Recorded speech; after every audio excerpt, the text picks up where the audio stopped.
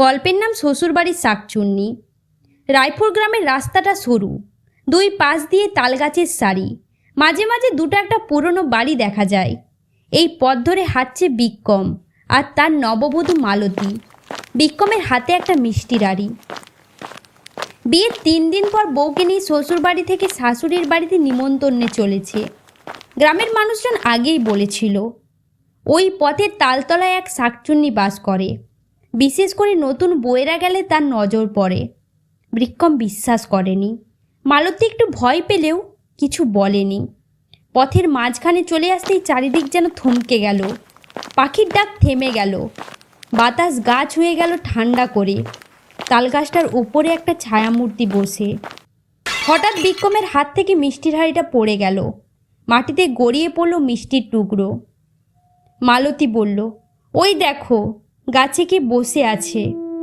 বিক্রম তাকিয়ে চুপ করে গেল। ছায়ামূর্তিটা গাছ থেকে নেমে এলো, পা মাটিতে ছুটছে না, ভাসছে। দুটো চোখ টকটকে লাল। শাকচুন্নি আস্তে আস্তে বলল, মিষ্টি এনেছো? মালতী জড়ানো গলায় বলল, আমরা নিমন্ত্রণে যাচ্ছি, আপনি চাইলে। বিক্রম তাড়াতাড়ি হাঁড়ি থেকে একটা রসগোল্লা বের করে পাতার ওপর রাখলো। শাকচুন্নি সেটা হাতে নিয়ে শুকনো, তারপর হেসে উঠল, ভয়ঙ্কর ফাটল ধরা হাসি। তোমরা আমাকে না জানিয়ে বউকে নিয়ে গেলে, এবার দাও ওর সিঁদুর। বিক্রম চোখ বন্ধ করে ফেলল, কিন্তু মালতী এক ধাক্কায় সিঁদুরের কৌটা গাছের দিকে ছুঁড়ে বলল, এটা আমার, চাইলে তুই নিয়ে যা, কিন্তু আমার সংসার আমি রক্ষা করব। হঠাৎ ঝোড়ো বাতাস উঠল, গাছের পাতা উড়ে গেল। চোখ খুলে দেখে গাছ ফাঁকা, মিষ্টির হাঁড়ি আবার পূর্ণ।